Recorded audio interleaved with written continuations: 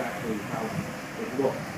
So they based the replica upon what would have been a typical 17th century English merchant vessel, which is in fact what the Mayflower was. It had been used to transport produce and wine from France over to England before the Pilgrims used it.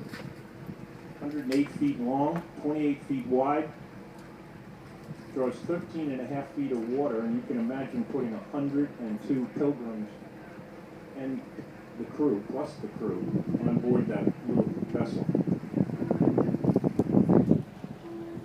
If you'd also take note of the little sailboat alongside of the Mayflower, it's called the shallop, and it is also an important part of the Pilgrim story, and we'll talk a little bit more about it as we go along. If you continue to look along the waterfront, you'll see the portico under which Plymouth Rock sits. Well, there is absolutely no mention of Plymouth Rock in the Bradford journals. Governor Bradford chronicles the Pilgrim Times, and he doesn't mention a word about Plymouth Rock. The story is that as they were approaching the first centennial in 1720, actually about the turn of the century, they were looking for something to rally around. Why, I don't know, but they needed a stick.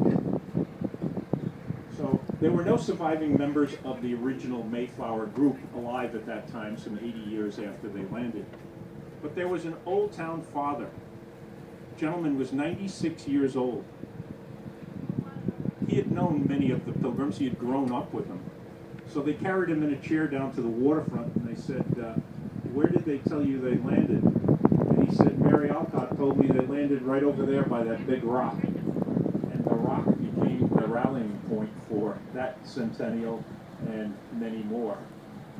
At one point, they actually split it in half, not actually half, 1/3, 2/3. 2/3 of it was up in the center of Plymouth.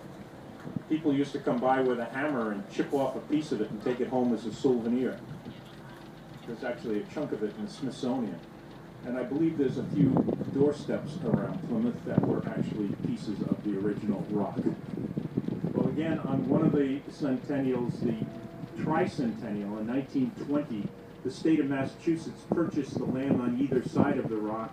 They tore down all the old wharfs that had been built over time, and they created the park which you see here today. They reassembled as much of the rock as they could find, less than 1/3 its original size, and they put it down on the waterfront where the original section had remained.